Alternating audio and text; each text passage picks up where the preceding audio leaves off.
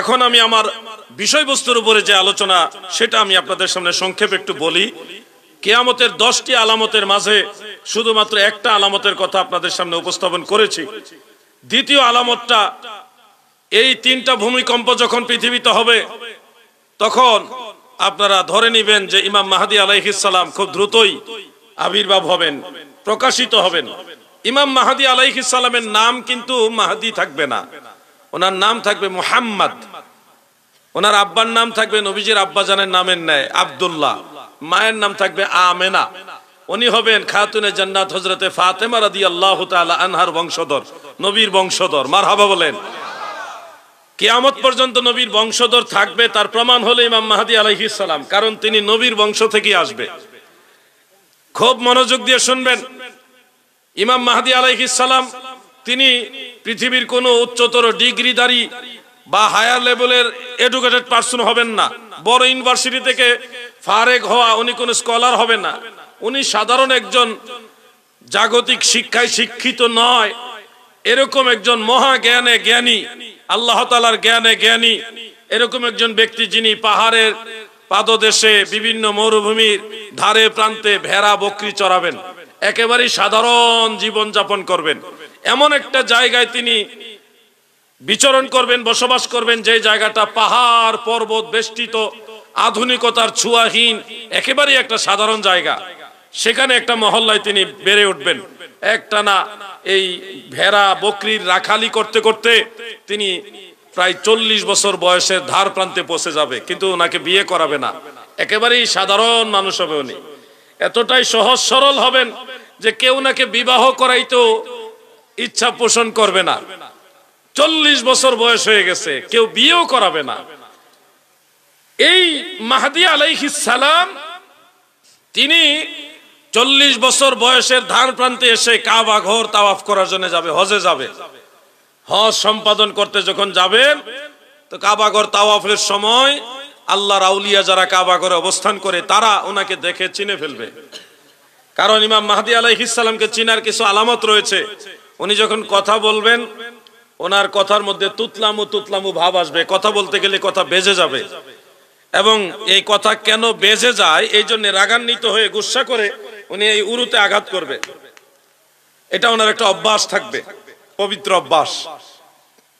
ইমাম মাহদী আলাইহিস সালামের কানের এই লতিটা তুলনামূলক একটু বড় হবে, এইখানে সামান্য পশম থাকবে। ওনার নাকের এই অংশটা খুব তীক্ষ্ণ হবে, লম্বা হবে, এই অংশটা চুক্কা হবে। এবং ওনার কপাল তুলনামূলক একটু বড় হবে। ওনার চুল থাকবে কাঁধ শুয়ে শুয়ে যায় এমন লম্বা, খুব সুন্দর সিল্কি চুল, জান্নাতি চুল। ওনার দাড়িও হবে ওরকম অনেক চমৎকার সুন্দর নুরানি দাড়ি মোবারক।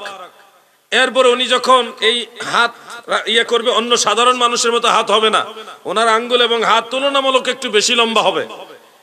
এরপরে উনি যখন হাঁটবে ওনার সাথে হেঁটে কেউ পারবে না, উনি খুব দ্রুতগামী হাঁটনেওয়ালা হবে। যখন কেউ হাঁটবে ওনার সাথে হেঁটে কেউ পারবে না, খুব দ্রুতগামী হবে উনি। ওনার 2টা চোখের এই ব্রু এত সুন্দর হবে, এই ব্রুগুলি মাঝখানে চিকন একটা রেখা দিয়ে একটা আরেকটার সাথে এইভাবে মিলিত থাকবে। এগুলি দেখে ওনাকে আরো সুন্দর দেখা যাবে। এই সুন্দর নুরানি জিসমের অধিকারী হবেন ইমাম মাহদী আলাইহিস সালাম। তিনার কথা বলার ঢং, হাঁটার নমুনা, চোখের দৃশ্য, চুল দাড়ি মোবারক, ওনার এই সিনাটা হবে একটু প্রশস্ত, একটু এইভাবে বড় হবে। ওনার কাঁধ হবে এরকম উঁচা, মানে একজন বীর পুরুষ। এই দৃশ্যগুলি দেখে কাবা ঘরে অবস্থানরত আল্লাহর আউলিয়াগণ ওনাকে চিনে ফেলবে। তাওয়াফ শেষেই ওনাকে বলবে আপনি কি মাহদী? উনি কখনোই নিজের থেকে বলবেন আমি মাহদী, উনি বলবে আনা মুহাম্মদ ইবনু আব্দুল্লাহ, আমি আব্দুল্লাহর পুত্র মুহাম্মদ। আমাদের নবীজির নাম মোবারক বিধায় আমরা বলি সাল্লাল্লাহু আলাইহি ওয়া আলিহি ওয়াসাল্লাম। তো এইভাবে বারবার উনি বলবে আমি আব্দুল্লাহর ছেলে মুহাম্মদ। কিন্তু ওই আউলিয়াই কারাম ওনার পিছু ছাড়বে না। তো কিছুদিন ইমাম মাহদী আলাইহিস সালাম মক্কা নগরীতে থাকবে, হজের পরেও কিছুদিন থাকবে। কিন্তু মক্কার মানুষ তৎকালীন সময়ে এত পরিমাণে পাপাচারে লিপ্ত থাকবে, ধর্মের ব্যাপারে এতটাই অবহেলা করবে, এগুলি দেখে ফাসিকি কাজ দেখে ইমাম মাহদী আলাইহিস সালাম মদিনা শরীফের দিকে রওনা দিবে। মক্কা মদিনার মাঝামাঝি একটা এলাকায় যাওয়ার পরে আরেকটা কাফেলার সাথে ওনার দেখা হবে। ওই কাফেলার প্রত্যেকটা সদস্যই হলো আল্লাহর ওলি, সুবহানাল্লাহ বলেন। তারা ওনাকে দেখে চিনে ফেলবে এবং ওনাকে ধরে জোর করে আবার মক্কা শরীফে নিয়ে আসবেন। এনে সবাই মিলে চাপ দিয়ে বারবার জিজ্ঞাসা করবে, আপনি কি মাহদি? কোন ক্রমেই তিনি নিজ থেকে বলবেন আমি মাহদি। সুনানু আবি দাউদের মধ্যে উল্লেখ, আকাশ থেকে তখন অদৃশ্য থেকে গায়েবী আওয়াজ হবে, হাযা খলিফাতুল্লাহিল মাহদি ফিল আরদে, জমিনের মধ্যে সে আল্লাহর খলিফা মাহদি, তোমরা তার কথা শোনো, তার আনুগত্য করো, তার কাছে বায়াত গ্রহণ করো। সুবহানাল্লাহ বলেন। তখন ইমাম মাহদি বলবে, হ্যাঁ আমি মাহদি। এর আগ পর্যন্ত উনি স্বীকার করবে না। এরপরে কাবা ঘরে রুকনে ইয়ামান, ওইখানে তিনি দাঁড়িয়ে সমস্ত মুসলমানদেরকে বায়াত করাবেন, হাতে হাত রেখে সবাই বায়াত হবেন। এই হলো ইমাম মাহদি আলাইহিস সালাম প্রকাশের মূল ঘটনাটা।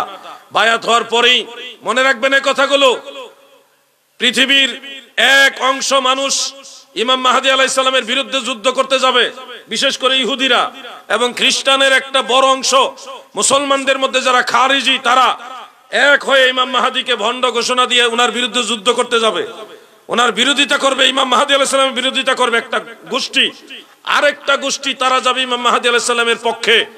মনে রাখবেন, যারা ইমাম মাহদি আলাইহিস সালামের বিরুদ্ধে যুদ্ধ করতে যাবে, তারা যখন মক্কা মুকাররমার কাছাকাছি একটা বায়দা নামক মরুভূমিতে গিয়ে পৌঁছবে, তখন আল্লাহ তাআলা ভূমি ধস দিয়ে মানুষগুলিকে মাটির নিচে জিন্দা দাফন করে জাহান্নামে পাঠিয়ে দিবে। ইমাম মাহদির বিরুদ্ধে যারাই যুদ্ধ করতে যাবে তাদেরকে আল্লাহ ভূমি ধস দিয়ে দিবে, মানে অটোমেটিক মাটি চাপা পড়ে যাবে। কিছু মানুষ পিছনে যারা চাপা পড়বে না এমন মানুষকে আল্লাহ রেহাই দিতে চাবে। তখন ওই যারা চাপা পড়ে গেছে তাদের মধ্যে কেউ কেউ বলবে আমাদের বাঁচাও।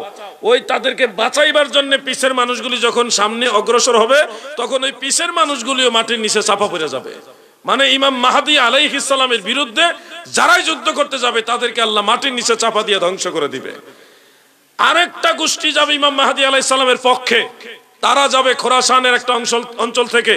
খোরাসান হলো বর্তমানে ইরানের একটা অংশ, আফগানিস্তান, ইরান ওই এলাকার একটা অংশ, যাদের মাথায় কালো পাগড়ি থাকবে, কালো পতাকা থাকবে।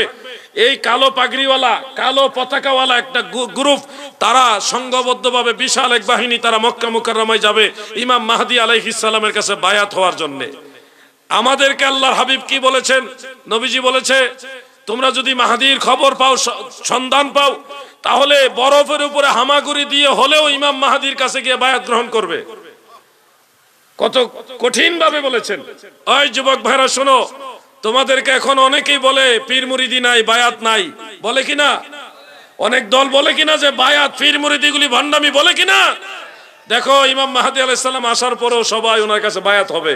তার মানে বায়াত যারা ধরে রাখছে এরাই হলো ইমাম মাহদি আলাইহিস সালামের দল। আর বায়াতের বিরোধিতা, পীর মুরিদির বিরোধিতা যারা করতেছে এরা খারেজি, এরা নবীজির দলের লোক না, এরা ইমাম মাহদি আলাইহিস সালামের দলের লোক না, এরা শেষ পর্যন্ত দাজ্জালের দলে যুক্ত হবে। মনে রাখবেন কথাগুলো ভাই আমার। এই খোরাসানের মুসলমানরা ওনার সাথে গিয়ে যুদ্ধ করবেন, ওনার সাথে গিয়ে মিলিত হয়ে কাফের বেঈমানদের সাথে যুদ্ধ করে করে করে করে ছোট ছোট এলাকাগুলি মুসলমানদের আন্ডারে আবার নিয়ে আসবে। এর মাঝে দাজ্জাল প্রকাশ হবে। দাজ্জালের কিছু ঘটনা আপনাদের শোনাইলাম। মরা মানুষ জিন্দা করে ফেলবে, মাটির নিচ থেকে স্বর্ণ, হীরা, মানিক্য এগুলি বের করে দিবে। যেই জমিনে ফসল হয় না, ফসল নষ্ট হয়ে গেছে, এগুলি রাতারাতি ঠিক করে দিতে পারবে। আল্লাহ তার পাওয়ার দিয়ে দিছে। আকাশ থেকে বৃষ্টি হয় না, অল্প সময়ের মধ্যে বৃষ্টি নামায় দিবে। এইভাবে দাজ্জাল অনেকগুলি অলৌকিক ঘটনা দেখাইয়া পৃথিবীর অধিকাংশ মানুষ তার দলে নিয়ে যাবে। এমন একটা অবস্থা যে দাজ্জালের সাথে মোকাবেলা করারও কোনো ক্ষমতা কারো থাকবে না। তখন আল্লাহ তাআলা, একটা বর্ণনায় আছে দামেস্কের মসজিদে বায়দা, ওইটার মিনারের উপরে, ওই মিনারটা আমি দেখে আসছি আলহামদুলিল্লাহ, ওই মিনারের উপরে ঈসা আলাইহিস সালামকে দুইজন ফেরেশতা ডানাতে করে এনে নামাই দিয়া যাবে। আরেকটা বর্ণনা আছে মসজিদুল আকসা, মসজিদুল আকসার ওই ছাদের উপরে ওনাকে নামাই দিয়ে যাবে দুইজন ফেরেশতা, ওখান থেকে তিনি মই দিয়ে নামবেন। দুইটা বর্ণনাই আছে।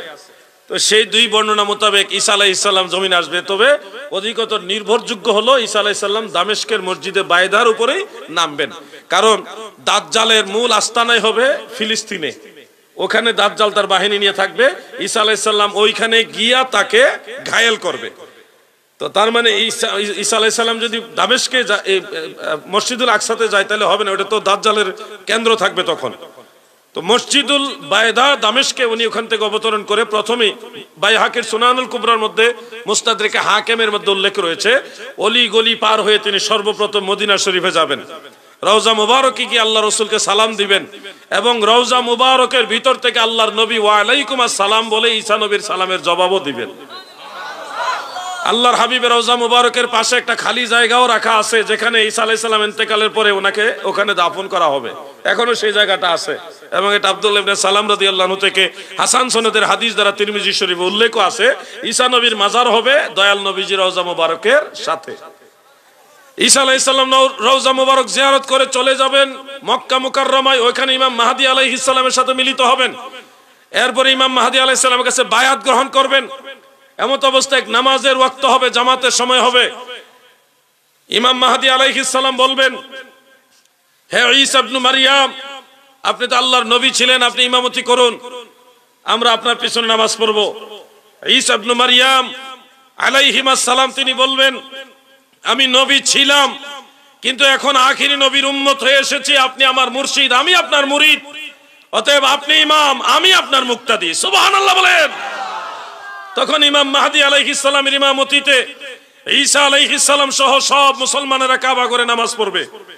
সেখান থেকে ইমাম মাহদী আলাইহিস সালামের নির্দেশে ঈসা আলাইহিস সালাম বিশাল এক বাহিনী নিয়ে মক্কা শরীফ থেকে রওনা দিবে ফিলিস্তিনের উদ্দেশ্যে, জেরুজালেমের উদ্দেশ্যে। যুদ্ধ করতে করতে ঈসা আলাইহিস সালাম সেই জেরুজালেমের দিকে যখন যাবে, দাজ্জালের সাথে যুদ্ধ করে কেউ পারবে না, কারো ক্ষমতা নাই দাজ্জালের সাথে যুদ্ধ করে জয় বিজয় লাভ করা। কিন্তু ঈসা নবী, ওনাকে আল্লাহ এমন এক মেডিসিন দিয়েছে ওনার নিঃশ্বাসের ভিতরে, ওনার নিঃশ্বাস যখন দাজ্জালের গায়ে লাগবে দাজ্জাল অটোমেটিক মারা যাবে। ওনার নিঃশ্বাসের মধ্যে এমন এক মেডিসিন আল্লাহ দিয়ে রাখছে। সুবহানাল্লাহ বলে। যখন দাজ্জাল তার বাহিনী লইয়া গোটা ফিলিস্তিনে জেরুজালেমে অবস্থান করবে, ওই বাহিনী বিশাল বড় বাহিনী থাকবে, তারা সবাই লাইনে লাইনে দাঁড়াবে ইমাম মাহদী এবং ঈসা আলাইহিস সালামের বিরুদ্ধে যুদ্ধ করার জন্য।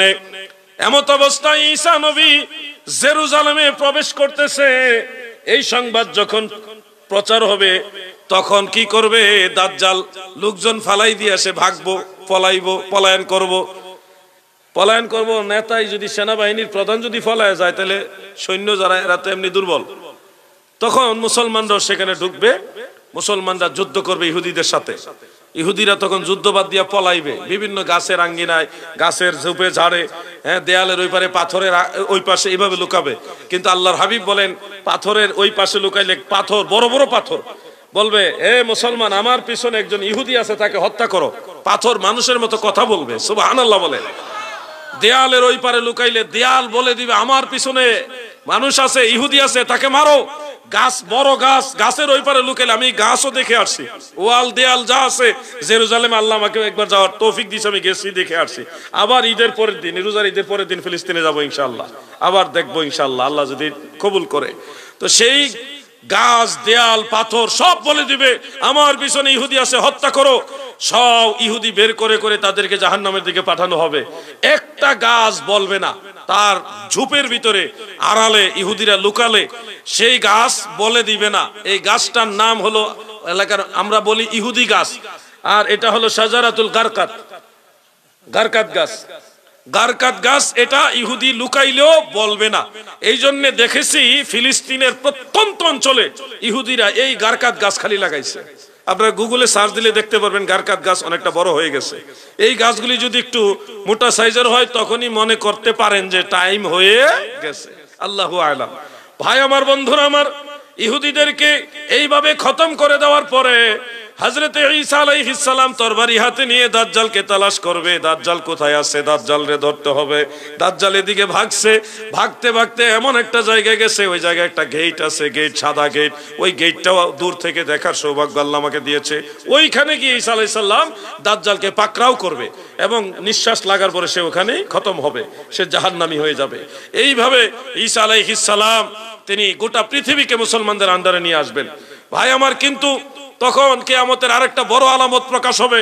আলামতে কুবরার আরেকটা অন্যতম আলামত হলো, তখন ইয়াজুজ মাজুজ বের হবে। ইয়াজুজ মাজুজ এমন এক দানব প্রকৃতির মানুষ, তারাও বনি আদমের অন্তর্ভুক্ত, কিন্তু তারা খুব দানব আকৃতির, বিশাল দেহধারী। সারা পৃথিবীর সব মানুষ একসাথে হয়েও ইয়াজুজ মাজুজের সাথে যুদ্ধ করতে পারবে না। তাদের গুলি মারলে আর বোমা মারলে কিছুই হবে না, এত বড় বৃহৎ আকার, শক্তিশালী। বাদশাহ জুলকারনাইন, ওনার আমলে উনি যখন পৃথিবীর শেষ প্রান্তে গেলেন, ওই প্রান্তে যাওয়ার পরে একটা মহল্লা পাইলেন। সেই মহল্লার মানুষ অভিযোগ করলো, হে বাদশাহ মহোদয়, আপনি যদি আমাদের বাদশাহ হয়ে থাকেন তাহলে আমাদের উপকার করেন, আমরা তো আপনার প্রজা। এই দেব আকৃতির কিছু লোক এসে আমাদের ফসল, জমি জমা, ঘর বাড়ি, আসবাবপত্র নষ্ট করে দেয়, তাদেরকে প্রতিরোধ করার ব্যবস্থা করেন, আপনাকে আমরা ধন সম্পদ, টাকা পয়সা দিয়ে সহযোগিতা করতেছি। বাদশাহ তখন বললো, তোমাদের সম্পদ লাগবে না, তোমরা শ্রম দাও। তখন ওই যে বিভিন্ন ধরনের ধাতব জিনিস, লোহা, তামা অথবা এই ধরনের সীসা, এই জিনিসগুলি আগুনের মধ্যে গলিয়ে তারপরে গভীর গর্ত করে ওখান থেকে একটা বিশাল আকারে ওয়াল তৈরি করা হয়েছে। এই ওয়াল করার পরে এখন ওই দুই পাহাড়ের মাঝখান দিয়ে এই ওয়ালটা করে দিয়েছেন, যার কারণে এখন এই পাহাড়ের এই পাশে আর ইয়াজুজ মাজুজ আসতে পারে না, তারা ওইখানে আটকে গেছে। দয়াল নবীজি বলেছেন যে কিয়ামতের ওই যে সময় তারা বের হওয়ার সময় হবে, এর আগ পর্যন্ত তারা ধারালো জিহ্বা দিয়ে এই ওয়ালকে, দেওয়ালকে জিহ্বা দিয়ে চেটে চেটে ক্ষীণ করে ফেলবে, পাতলা করে ফেলবে। যখন সন্ধ্যা হয়ে যাবে তখন বলবে আগামীকাল এসে ওয়ালটা আবার ক্ষীণ করব, ছিদ্র করব, কিন্তু আগামীকাল এসে দেখবে অটোমেটিক আল্লাহর কুদরতে সে ওয়াল আগের মতো বড় হয়ে গেছে। আবার পরের দিন এসে জিহ্বা দিয়ে চাটে চাটে শেষ প্রান্তে গিয়ে কয় কালকে করব। যেদিন তারা এই ওয়াল ভাঙবে এর আগের দিন বিকাল বেলায় যাওয়ার সময় বলবে ইনশাআল্লাহ আগামীকাল আমরা ওয়াল ভাঙবো। ইনশাআল্লাহ যেদিন বলবে ওই দিন তারা যে পরের দিন এসে জিহ্বা দিয়ে চেটে ওয়াল ছিদ্র করে ফেলবে এবং তারা সহজে আঘাত করে সেই ওয়াল ভেঙে ফেলবে। পৃথিবীতে তারা আসবে, এসে ফিলিস্তিন এবং জর্ডানের মাঝখানে একটা হ্রদ আছে, তাবারি হ্রদ। সেই তাবারি হ্রদের ভিতরে তারা নামবে, পানি, বড় একটা নদীর মতো পানি। এটার মধ্যে নেমে অল্প কিছু ইয়াজুজ মাজুজ পুরা নদীর পানিটা খেয়ে ফেলবে। পিছনের বাহিনী এই নদী দেখে তারা বলা বলি করবে, এখানে মনে হয় কখনো পানিই ছিল না, অথচ কত বড় রাক্ষস, আগের কয়েকজনে মিল্লা পুরা পানি খেয়ে লাইছে। একটা হ্রদ, বিশাল বড় একটা হ্রদ, মানে অনেক বড়। আমি এটা দেখে আসছি, আলহামদুলিল্লাহ, জর্ডানের বর্ডার থেকে দেখা যায় তাবারি হ্রদ। তো সেখান থেকে তারা সারা পৃথিবীতে অত্যাচার চালাবে, ইয়াজুজ মাজুজ সারা পৃথিবীতে ধ্বংসের একেবারে ধ্বংসযজ্ঞ চালাবে, সবকিছু তছনছ করে দিবে, খাবে, ভাঙবে, চুরমার করে দিবে। তখন আল্লাহ তাআলা ইলহামের মাধ্যমে ঈসা নবীকে বলবেন, তুমি মুসলমানদেরকে নিয়ে, মুমিনদেরকে নিয়ে পাহাড়ের চূড়ায় উঠে যাও। তখন মুমিন মুসলমানরা সবাই ঈসা নবীর নির্দেশে পাহাড়ের উপরে উঠে যাবে। ওই সময় ইমাম মাহদী আলাইহিস সালাম থাকবে না, তিনি ইন্তেকাল হয়ে যাবে। ইমাম মাহদী আলাইহিস সালামের মাজার কোন জায়গায় হবে এটা নিয়ে দুইটা মত। একটা হলো মদিনা শরীফের রওজা মোবারকের কাছেই হবে, আরেকটা মত হলো কারবালার ময়দানে ফুরাত নদীর কিনারে ইমাম হুসাইন রাদিয়াল্লাহু আনহুর মাজার থেকে সামান্য একটু দূরে, ওইখানে। আমি ওই জায়গাটাও জিয়ারত করে আসছি, জায়গাটা আলাদা করে রাখা আছে এখনো, ইমাম মাহদী আলাইহিস সালামের মাজার যেখানে হবে। তো ইনশাআল্লাহ আবার ঈদের পরে সেই ইরাকে কারবালার ময়দানে যাওয়ারও ইচ্ছা আছে। আমাদের ছোট্ট একটা কাফেলা হয়েছে, আমরা একসাথে যাব। সেখানে ইমাম মাহদী আলাইহিস সালাম দাফন হয়ে যাবেন ইন্তেকালের পরে। ঈসা আলাইহিস সালাম মুমিনদেরকে নিয়ে পাহাড়ের উপরে উঠে যাবেন। এদিকে সারা পৃথিবীতে তছনছ করে দিবে। 40 দিনের খাবার নিয়ে মুমিন মুসলমানরা পাহাড়ের উপরে উঠছে। 40 দিন তো মোটামুটি প্রায় শেষ, খাবারও শেষ, পানিও শেষ, খুব কষ্টের মধ্যে মুসলমানরা থাকবে। তখন ঈসা নবী আল্লাহর কাছে দোয়া করবে, আল্লাহ, ও আল্লাহ, আপনার মুমিন বান্দাদের কষ্ট হইতেছে, আপনি সাহায্য করেন। ঈসা নবীর দোয়া কবুল হবে এবং ওই ইয়াজুজ মাজুজের শরীরের ভিতরে অজানা দুর্লভ এক জাতের পোকা হবে। এই পোকা মানে ভাইরাস আক্রমণ করবে, করে সমস্ত ইয়াজুজ মাজুজকে অল্প 2-4 দিনের মধ্যেই মানে তারা সব মারা যাবে। সারা পৃথিবীর সমস্ত ইয়াজুজ মাজুজ মারা যাবে। মারা যাওয়ার পরে ঈসা নবী এবং মুমিন বান্দারা বিভিন্ন পাহাড়ের চূড়া থেকে জমিনে সমতল ভূমিতে অবতরণ করবে। কিন্তু এই পচা দেহগুলো, ডেড বডি যেগুলি, পচার গন্ধে কোনো মুসলমান টিকে থাকতে পারবে না। তখন ঈসা আলাইহিস সালাম আবার আল্লাহর কাছে দোয়া করবে, আল্লাহ, ও আল্লাহ, পচা গন্ধে টিকা যায় না, আপনি সাহায্য করেন। তখন আকাশ থেকে আল্লাহ তাআলা অঝোর ধারায় বৃষ্টি দিবে। এত পরিমাণ বৃষ্টি হবে যে সারা পৃথিবী ব্যাপী বন্যা হয়ে যাবে। এই পানি জোয়ারের পানির মতো ধাক্কায়া এই পচা বডিগুলোকে, ডেড বডিগুলোকে সাগরের মধ্যে নিক্ষেপ করে দিবে। তখন সারা পৃথিবী হবে পবিত্র। ঈসা আলাইহিস সালাম সহ মুমিন মুসলমানরা তখন শান্তিতে বসবাস করবে। এক পর্যায়ে ঈসা নবী বিবাহ শাদীও করবেন। 45 থেকে 46 বছর তিনি বেঁচে থাকবেন। এরপরে ইন্তেকাল হবে, ওনাকে দাফন করা হবে রাসূল পাকের রওজা মোবারকের কাছে। ঈসা নবী ইন্তেকাল হয়ে যাবে, ইমাম মাহদী আলাইহিস সালাম ইন্তেকাল হয়ে যাবে। কিন্তু এর পরবর্তী সময়টা খুব দ্রুত গতিতে মুসলমানেরা, ইমানদারেরা আবার গুমরাহ হয়ে যাবে, অল্প সময় গুমরাহ হয়ে যাবে। এমন ভাবে গুমরাহ হবে যে আল্লাহকে আল্লাহ বলে ডাকার মতো কেউ থাকবে। এই সময়টা যখন যাবে, আমার ভাইরা, সারা পৃথিবী ব্যাপী একটা ধোঁয়া আসবে, ধোঁয়া। এই ধোঁয়া সারা পৃথিবীর মুমিন মুসলমান সহ কাফের মুশরিক যারা আছে তাদের সবার শরীরের মধ্যে টাচ লাগবে। এই ধোঁয়া যাদেরই লাগবে, ইমানদার মুমিন বান্দা যারা, তাদের শরীরে ধোঁয়া লাগার পরে সর্দি কাশি হবে, ঠান্ডা লাগবে, সর্দি হবে, কাশ হবে, কিন্তু তেমন কোনো কষ্ট হবে না, এই স্বাভাবিক সর্দি কাশি হবে। কিন্তু কাফের মুশরিক যারা, যাদের ঈমানদার থাকবে না, তাদের এই ধোঁয়া লাগার পরে শরীরে যতগুলো ছিদ্র আছে সবগুলি ছিদ্র দিয়ে এমন যন্ত্রণাদায়ক কষ্ট হয়ে সেই ধোঁয়াগুলি ঢুকবে এবং বের হবে। এত কষ্ট হবে কাফেরদের এই ধোঁয়া। এটা হলো কিয়ামতের আরেকটা আলামত। ভাই আমার, ওই আলামত শেষ হওয়ার পরে কিয়ামতের বড় আরেকটা আলামত হবে। দাব্বাতুল আরদ নামক একটা প্রাণী পৃথিবীতে অবতরণ করবে, যে প্রাণীর মধ্যে 10টা প্রাণীর সুরত এক প্রাণীর মধ্যেই থাকবে, উটের মতো। বিদ্যুৎ আসছে, আলহামদুলিল্লাহ, বলি আলহামদুলিল্লাহ।